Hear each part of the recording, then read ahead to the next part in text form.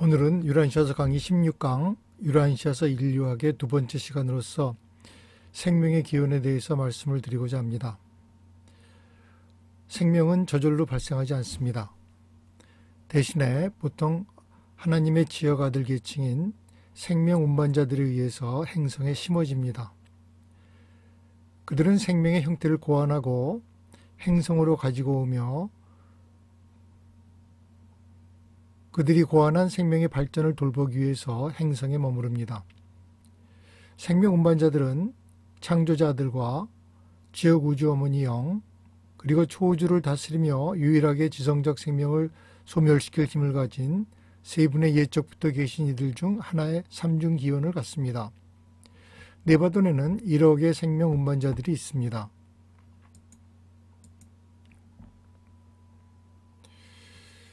생명은 저절로 생기지 않는다.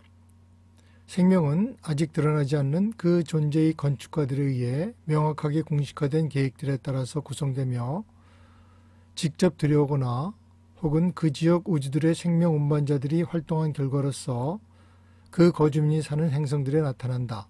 유란시아서 36편 0장 1절.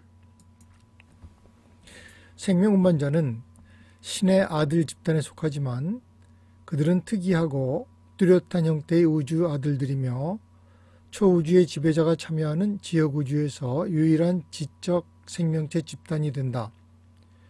생명 운반자들은 기존의 세계의 인격의 자손이다.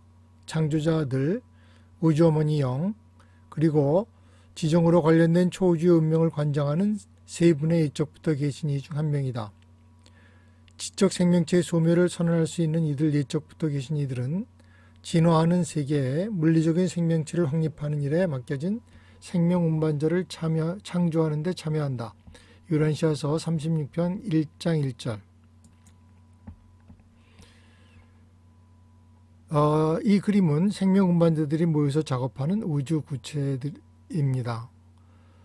우리의 지역 우주 네바돈의 수도 셀빙턴이 가운데 있고 49개의 구체로 이루어진 10개 대학 집단에 둘러싸여 있는데 이 490개의 구체들은 각각 7개의 1차 구체와 42개의 위성 구체를 포함하는 10개의 그룹으로 나누어집니다. 이들 각 그룹은 우주 생명의 주요 계층 중 일부의 총 감독을 받고 있습니다.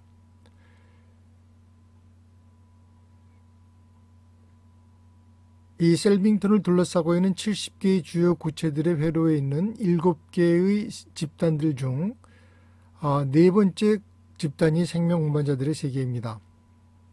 네 번째 그룹은 생명 운반자들의 세계로서 멜기세덱이 셀빙턴 회로에서 7개의 주요 구체들의 네 번째 그룹을 총괄 감독합니다. 생명 운반자들의 세계는 다음과 같이 지정됩니다. 1번은 생명 운반자 본부, 2번 생명계획구체, 3번 생명보존구체, 4번 생명진화구체, 5번째 마음과 연합된 생명의 구체, 6째 산 존재들이 마음과 영의 구체, 7째 밝혀지지 않는 생명의 구체. 이 주요 구체들은 각각 6위성에 둘러싸여 있고 우주에서 생명 운반자들의 모든 활동의 특별 단계가 그곳에 집중됩니다. 6개의 위성과 함께 본부 영역인 첫째 세계는 알려진 발현 단계의 보편적 생명체 연구에 받쳐지고 있습니다. 이곳에는 유보사와 하버나의 심지어 파라다이스에서 온 교사들과 조언자들이 활동하고 있는 생명교육의 대학이 있습니다. 그리고 보조 마음령의 7개의 중심적 거처가 이 생명 운반자 세계에 자리 잡고 있습니다. 이번에는 10억 년 전에 유란시아가 오늘날의 모습을 갖추고 그 이후로 생명이 이식될 때까지의 과정을 살펴보겠습니다. 9억 년 전 예루살렘에서 파견된 최초의 사타니아 정찰대가 유란시아에 도착하여 행성을 조사하고 생명 실험 기지로의 적응에 대한 보고서를 작성하는 장면이 보였습니다. 이 위원회는 생명 운반자 라누난덱 아들들 멜기세덱, 세라핌, 그리고 행성 조직 및 행성의 초창기와 관련된 다른 천상의 생명계 계층을 포괄하는 24명의 위원으로 구성되어 있었습니다. 8억 5천만 년 전 지각이 안정되는 첫 번째 시대가 시작되었고, 대부분의 무거운 금속이 지구 중심부로 자리를 잡았고, 냉각된 지각은 이전 시대처럼 광범위한 규모로 함몰되는 것을 멈췄습니다. 육지 돌출과 더 무거운 해저 사이에 좀 더 나은 균형이 이루어졌습니다. 지각 하부 용암층의 흐름은 전 세계적으로 거의 균일해졌고, 이는 냉각, 수축, 표면 이동으로 인한 변동을 상쇄하고 안정화시켰습니다. 8억 년 전에는 처음으로 큰 땅덩어리의 시기가 왔고, 바로 하나의 대륙이 더욱 솟아나는 시대가 되었습니다. 7억 5천만 년 전 대륙의 첫 번째 균열이 생겼는데, 남북으로 갈라지는 대분열이 시작되었고, 이후 그 사이로 바닷물이 유입되어 그린란드를 포함한 북미와 남미 대륙이 서쪽으로 이동하는 길을 열었습니다. 긴 동서분열은 아프리카와 유럽을 분리하고 호주, 태평양 제도 남극 대륙을 아시아 대륙과 단절시켰습니다. 7억 년 전 유라시아는 생명체가 살기에 적합한 조건이 무르익어가고 있었습니다. 대륙의 표류는 계속되었고, 바다는 점점 더 손가락처럼 긴 바다로 육지를 관통하여 해양 생물의 서식지로 매우 적합한 얕은 물과 보호된 만을 제공하게 되었습니다. 6억 5천만 년 전에는 대륙이 더욱 분리되고, 그 결과 대륙해가 더 확장되었습니다. 그리고 이 물들은 유라시아 생명체의 필수적인 정도의 염분에 빠르게 도달하고 있었습니다. 6억 년 전 예루셈으로부터 생명운반자위원회가 유라시아에 도착하여 상태를 조사했으며, 이들은 5억 5천만 년 전 다시 유라시아에 돌아와 생명을 이식하게 됩니다. 생명의 기원과 진화에 대해서 다음 세 가지 제목으로 말씀을 드리겠습니다. 첫 번째, 생명의 시작. 두 번째, 일곱 보조 마음령. 셋째, 진화의 과정. 비록 창조자들이 생명의 형태에 관한 일반적 계획을 수립하지만, 생명 운반자들이 이 계획을 특별한 상황에 맞추어 다시 조정하고 항상 개선하고자 시도합니다. 진화는 논쟁의 여지도 없고 신선하지도 않습니다. 신학에 있어서 창조가 맞느냐 진화가 맞느냐 하는 오랜 논쟁은 의미가 없습니다. 하나님은 생명을 창조해서 각 행성에 심었고, 이후에는 끝없는 진화를 거쳐서 인간이 탄생하게 되는 것입니다. 이른바 창조적 진화론이라고 할 수 있을까요? 때때로 그것은 예측 불가능하지만 그것의 과정은 절대로 우연이 아닙니다. 물적 생명의 생물학적 기반은 원형질 세포이고, 그것의 화학적, 전기적, 그리고 다른 에너지 조합은 체계와 지역 우주에 따라 다릅니다. 모든 그러한 생명 발전의 형식은 생명 운반자의 초기 결정과 디자인을 반영합니다. 이에 대한 유라시아 구절인데, 창조자들은 생명 운반자가 집행하는 생명의 원형을 창조한다. 하지만 생명의 호흡은 영으로부터 직접 온다. 더 정확하게는 우리는 생명은 아버지로부터 아들을 통해서 영에 의해서 흘러들어온다라고 말해야 한다. 생명이 죽어가는 식물, 동물, 인간을 떠날 때 그것은 정체성도 아니고 인격도 아니다. 그것은 단지 우주적 힘의 한 부분으로서 생존할 뿐이다. 생존하는 필사인간은 인간의 마음속에 아버지 하나님을 갈망하게 하는 선물인 인격과 우리 안에 내재한 아버지의 신성한 단편과의 사이의 상호작용 때문에 생기는 불멸의 혼의 진화에 의존한다.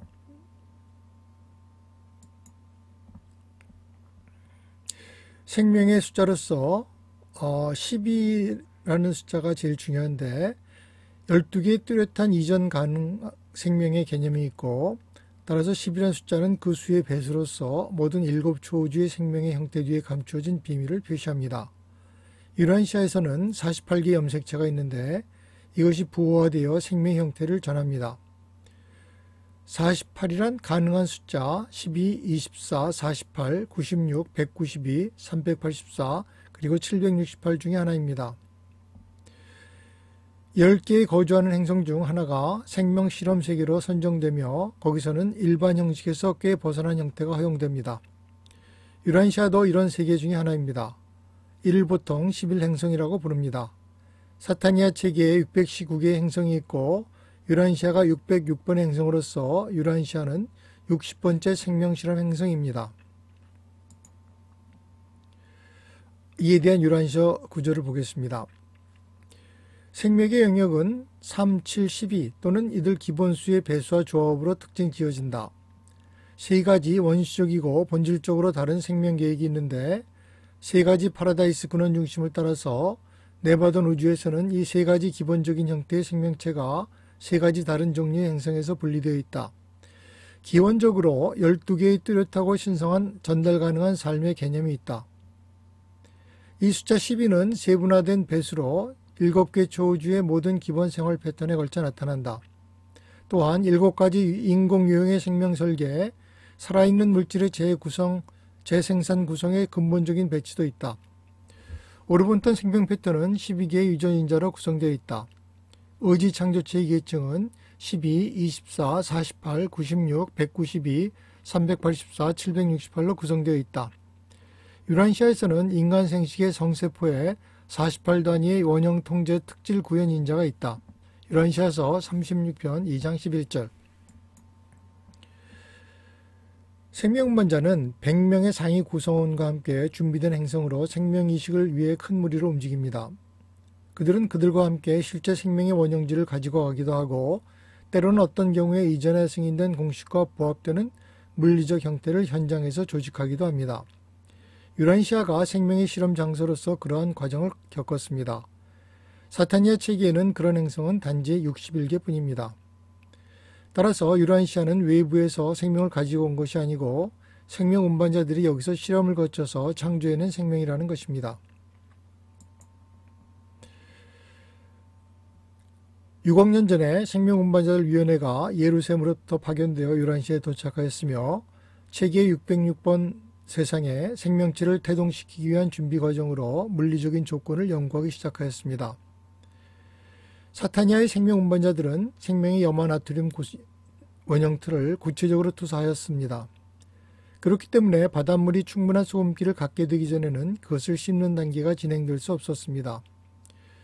유란시아 유형의 원형질은 적당한 소금기 용액에서만 기능할 수 있습니다. 조상이 되는 식물과 동물, 모든 생명은 소금용의 서식지에서 진화되었습니다. 그리고 비록 매우 고등의 유기체 육지동물도 바로 이 동일한 본질적 소금 용액이 혈류로서 그들의 몸체를 자유롭게 적시며 글자 그대로 거기에 잠기어 모든 각각의 미세세포가 이 소금기에 잠겨 있으므로 살아가도록 그들 몸체에 두루 순환하지 않으면 생명을 계속 유지할 수 없습니다. 우리의 원시 조상들은 짠 바다에서 자유롭게 순환하였으며 오늘날에는 바로 이 바다와 같은 소금용해가 우리들이 몸속에서 자유롭게 순환하고 최초의 살아있는 세포들의 첫 원형질 반응이 행성에서 기능하도록 자극을 주었던 소금물과 비교될 수 있는 모든 본질적인 요소들의 화학적인 용액으로 각각의 독립된 세포를 적셔주고 있습니다.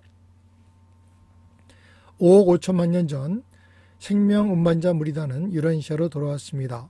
이들은 영적인 힘들과 초물리적인 힘들과 협력하여 이 세계에 대한 기원적인 생명 원형들을 조직하고 창시하였으며 구체의 쾌적한 물속에 그것들을 심었습니다. 행성 영주인 칼리가스티아의 시대에 이르기까지 모든 행성 생명은 이들의 기원적이고 동일하며 동시적인 세계의 해양 생명 이식들에 의해서 기원했습니다. 이러한 세계의 생명 이식들은 다음과 같이 선정되었습니다. 첫째, 동부 혹은 유라시아 아프리카. 둘째, 중앙 혹은 오스트랄리아 지역. 셋째, 서부 혹은 그린란드와 아메리카 대륙을 포함하는 서부 지역입니다. 유란시아 구조를 하나 보겠습니다. 우리는 분리되는 대륙 땅덩어리의 동서방향 골짜기에 있는 중앙바다에 보호된 열대기후의 만들 속에 원시 형태의 해양 생명을 심었다. 세계의 해양 생명 이식을 시행하는 우리들의 목적은 나중에 땅이 분리되어 나갈 때 각각의 대륙 땅덩어리들이 그 온화한 바닷물 속에 이 생명을 잘 가져가는 것을 확실하게 하기 위해서였다. 우리는 땅의 생명이 태동되는 후기 시대에 표류하는 이 대륙 땅덩어리들이 거대한 해양의 물로서 분리된다는 것을 미리 내다보았다. 유란시아서 58편 4장 4절. 진화하는 세계에서 생명 운반자는 생명의 시작을 준비하기 위해서 물질의 형태와 존재의 물리적 원형틀 그리고 에너지 체계를 조직합니다. 하지만 이 생명 운반자의 활동은 생명을 시작하는 것은 가능하지만 기본적으로 두 가지 근본 요소가 결핍되어 있습니다. 생명 운반자는 마음을 증여하지 못하고 또한 생명의 재생산 능력을 부여하지 못합니다.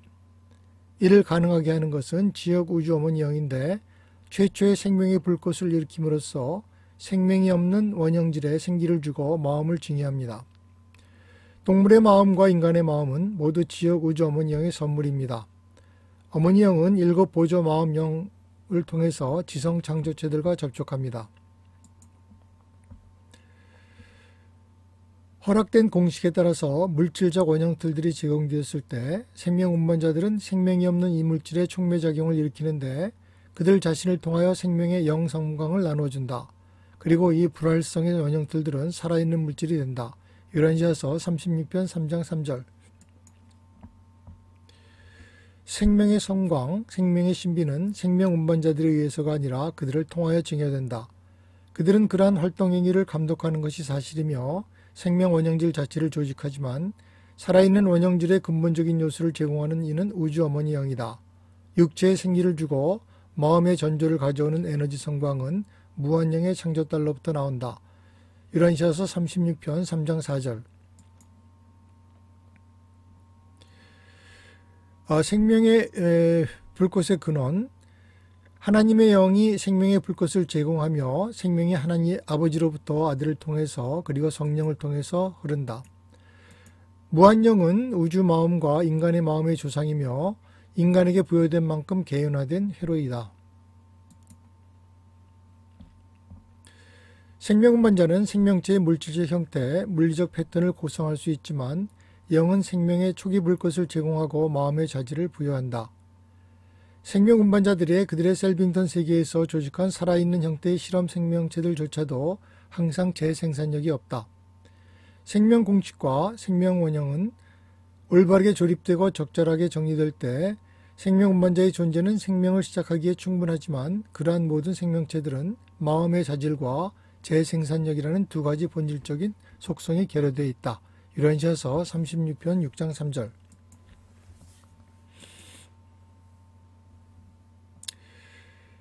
마음과 재생산 능력. 마음은 동물 마음과 인간 마음인데 7 보조 마음령을 통해서 기능하는 지역 우주 어머니 영의 선물입니다. 재생산 능력. 동물의 마음과 인간의 마음은 7 보조 마음령을 통해 기능하는 지역 우주 어머니 영의 선물인 반면에 재생산할 수 있는 생물학적 능력은 생명 운반자들이 시작한 원초적 원형질에 우주영이 특정적이고 개인적으로 심어주는 것입니다. 생명이란 힘과 에너지라고 이야기하지만 그 어느 것도 아닙니다. 힘과 에너지는 중력에 반응하지만 생명은 반응하지 않습니다. 생명은 물질, 마음, 그리고 영을 포함하는 원형화된 어떤 에너지 체계의 활성화 상태입니다. 주 영들과 예적부터 계시니 그리고 어머니 영이 모두 새로운 행성의 새로운 생명 증여의 사건에 참여하는 것으로 믿어지고 있습니다. 7 보조 마음 영들에 대해서 알아보겠습니다. 이 보조 영들은 인격이 아니고 그들은 실체가 아니라 그들은 신봉사자인 지역 우주 어머니 영의 의식이한 수준입니다. 그들은 하나의 회로 같은 것이며 어머니 영이 자녀들이라고도 언급됩니다. 7 보조 마음 회로는 다음과 같습니다. 첫째, 직관의 영. 둘째, 이해의 영. 셋째, 용기의 영. 넷째, 지식의 영. 다섯째, 조언의 영. 여섯째, 예배의 영. 일곱째, 지혜의 영. 이 회로는 개인적 신사역자인 지역 우주 어머니 영을 통하여 무한영이 지성 생명체의 가장 낮은 계층까지 이르는 마음 사역의 기능을 나타냅니다. 이 보조자들이 어머니 영으로 하여금 지역 우주의 살아있는 물질 생명체와 접촉과 통제를 가능하게 합니다. 모든 살아있는 지성적 유기체에는 앞에 5가지 보조영이 기능합니다. 도덕적 마음 안에서 그들은 어린아이가 마지막 두 가지 보조형이 기능하도록 의식화되는 수준까지 가도록 일합니다. 여섯째, 창조체 지성의 영적 반응이 나타나면 그러한 마음은 초마음이 되고 일곱 보조형이 모두 마음 안에서 기능합니다. 지혜의 영의 인도로 필사자 마음은 곧바로 지역 우주의 어머니형이 영적 혈에 연결됩니다. 일곱 보조 마음의 영의 역할은 원시세계에서 유기적 진화의 과정을 조절하는 것은 일곱 보조 마음령의 존재입니다. 이것이 진화가 왜 목적이 있으며 우연이 아닌지를 설명해 줍니다. 이 보조자들은 지역 우주 어머니형의 활동을 통하여 지적 생명체의 낮은 계층까지 확장되는 무한령의 마음 봉사의 기능을 나타냅니다. 보조자들은 우주 어머니형의 자녀들이며 영역의 물질 마음에 대한 그녀의 개인적인 사역을 이룹니다. 일곱 보조 마음령은 항상 생명 응바자들과 함께 새로운 행성에 가지만 그들은 실체로 여기면 안 됩니다. 그들은 회로에 가깝습니다. 일곱 개의 우주 보조 마음령은 신성한 봉사자의 우주 현존과 별개로 인격으로서 기능하지 않습니다. 그들은 사실 신성한 봉사자의 의식 수준이며 항상 창조 어머니 영의 행동과 존재에 종속됩니다.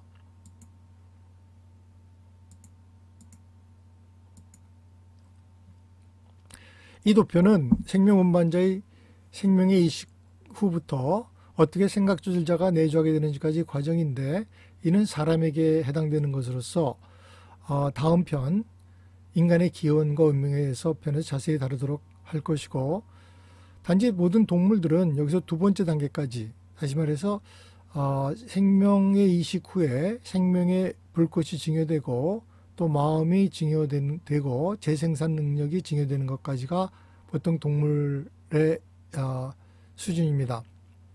여기서 더 나아가서 인간으로서 진화되면 도덕적 결정을 하게 되고 이로써 일곱째 보조영 지혜의 영이 확인되면 무한영의 회로에 등록이 되고 결국 데비닝턴의 그 정보가 송부되면 생각조절자가 오는 것입니다.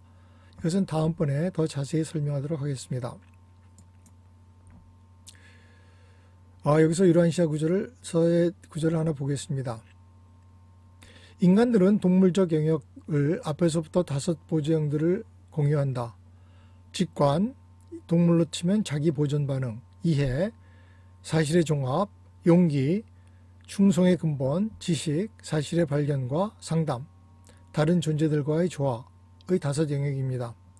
6번째 영인 경배의 영, 이것은 종교적 충동이고 이 영으로 인하여 이 동물이 인간이 됩니다. 7번째 보조영인 지혜의 영은 바로 내재한 도덕적 존재로 진화하는 경향인데 이는 다른 사람과 협동하고 이 수준의 생명에서의 마음의 목표가 됩니다.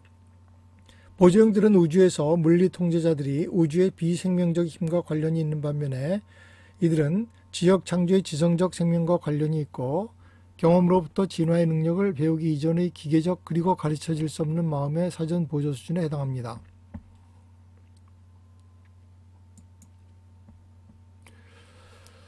지금부터 5억 5천만 년 전에 심어진 생명이 어떠한 진화 과정을 겪었는지 그리고 그때의 지구 환경이 어땠는지에 대해서 살펴보겠습니다. 5억 년 전 유라시아에는 원시 해양 식물이 잘 정착했습니다.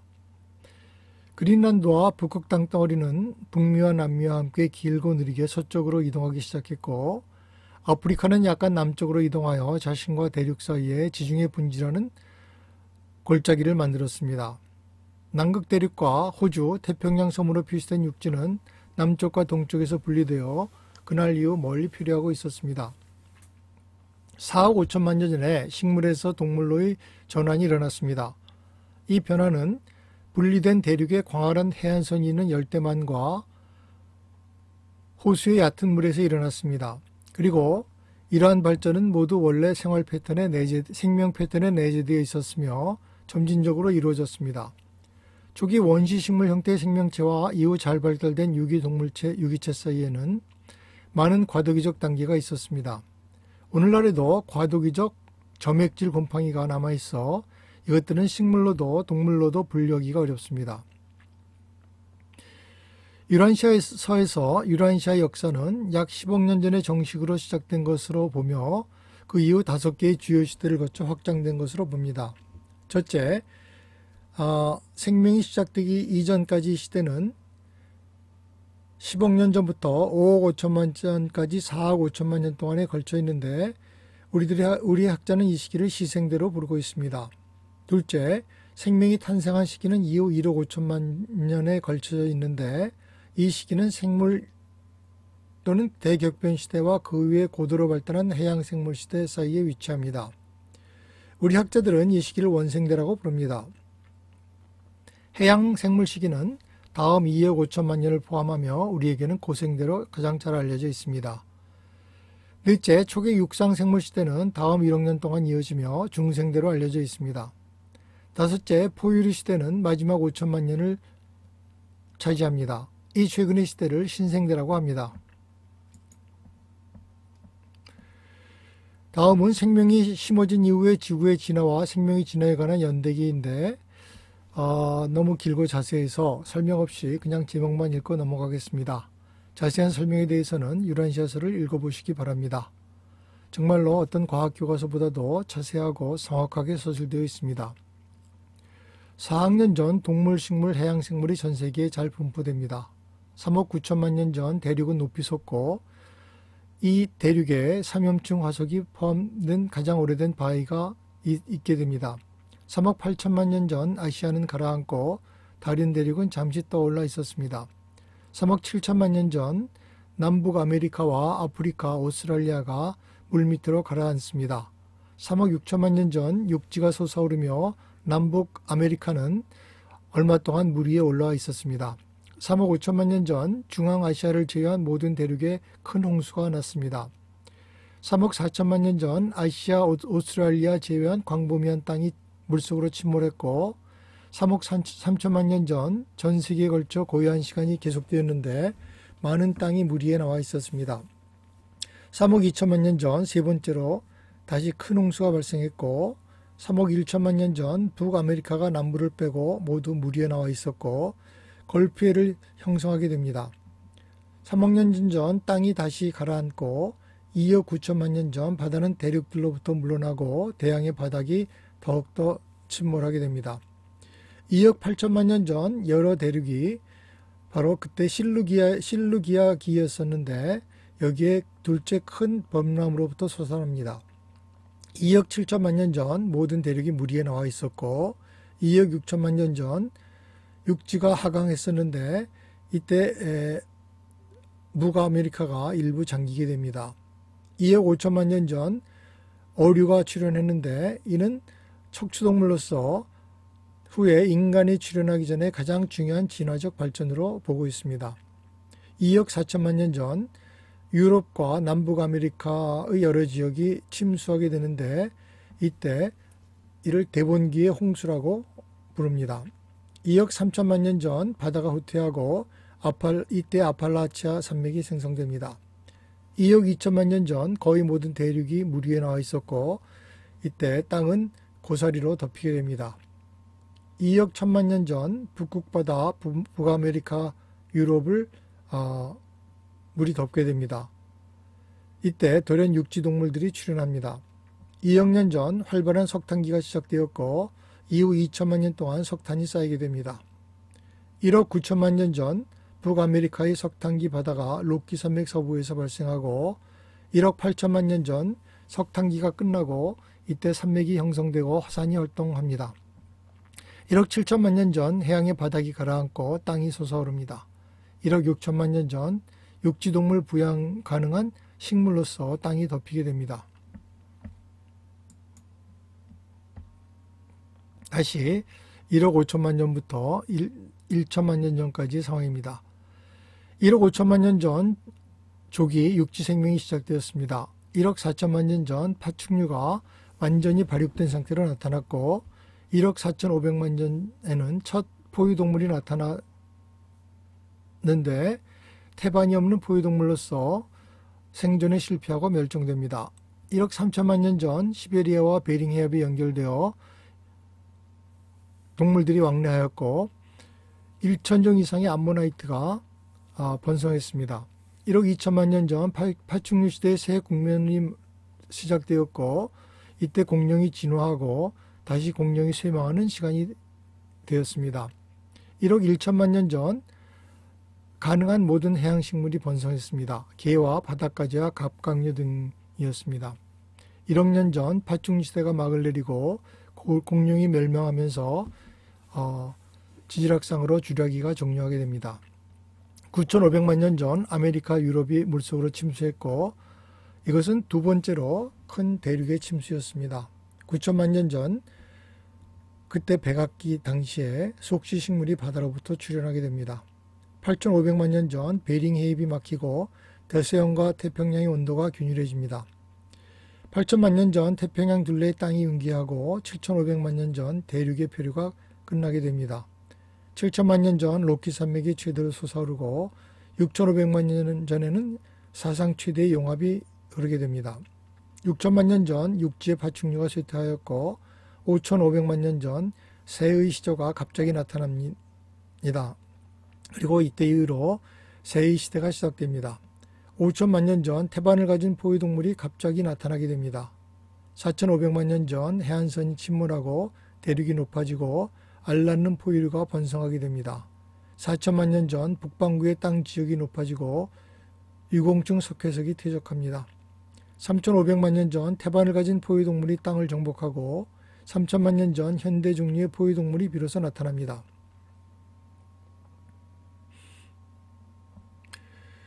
2,500만 년 전 땅이 높아지다가 다시 조금씩 물에 잠깁니다. 이때 시에라 산맥이 형성됩니다. 2천만 년 전 포유동물의 황금시대로서 많은 동물이 아시아에서 아메리카로 이주합니다. 1,500만 년 전 유라시아의 산지역이 높아지고 1천만 년 전 대륙이 낮은 곳에 땅 침전물이 쌓이는 시대가 됩니다.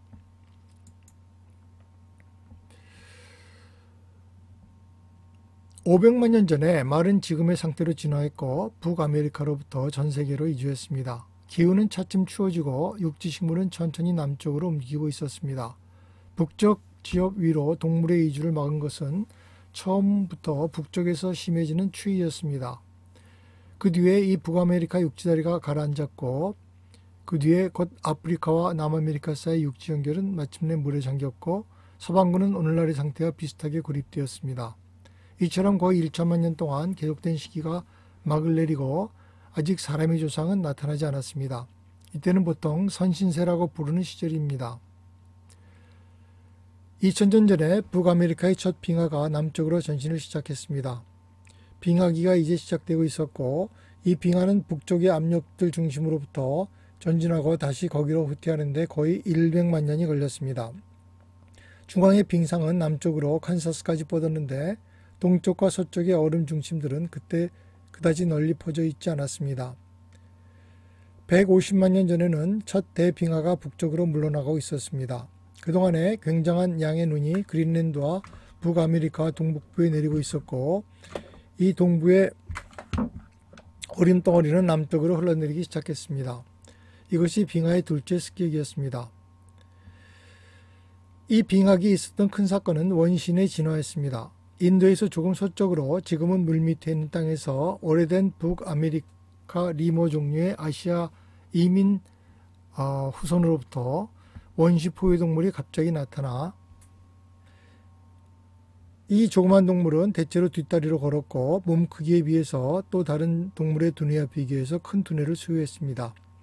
이 동물의 70대 자손에서 새로운 상급 집단의 동물이 갑자기 분화했는데 이 새로운 중간 포유동물이 크기와 키가 선조의 거의 2배가 되고 비례해서 거진 두뇌력을 가졌습니다. 겨우 이들이 자리를 잘 잡았는데 그때 세 번째로 결정적인 돌연변이 곧 영장목이 갑자기 나타났습니다. 인간의 기원과 진화에 대해서는 다음 시간에 자세히 다룰 예정이므로 오늘은 이것만 얘기하고 넘어가겠습니다. 인간이 출현한 이후에 계속 6번째까지 빙하가 남아하여 원시인들과 동물들의 생활을 위협하고 종의 진화에 많은 영향을 끼쳤습니다. 유라니시아서 9절입니다. 3만 5천 년 전은 행성의 극지를 제쳐놓고 큰 빙하 시대의 종말을 표시한다. 이 시점은 또한 물질 아들, 딸의 도착과 아담 섭리 시대의 시작에 가까우므로 중요하며 이것은 대체로 충적세, 곧 빙하 이후 시기가 시작되는 것에 해당된다. 유란시아서 61편 7장 18절. 마지막 슬라이드입니다. 유란시서 구절을 한 구절 읽고 마치겠습니다. 포유동물 생명이 대두된 때부터 얼음이 물러갈 때까지 그리고 유사시대까지 계속 이어지는 이 이야기는 거의 5천만 년에 걸친다. 이때는 마지막 바로 현재 지질학적 기간이고 너희 학자들에게는 신생대 혹은 근세시대라고 알려져 있다. 유란시아서 61편 7장 19절.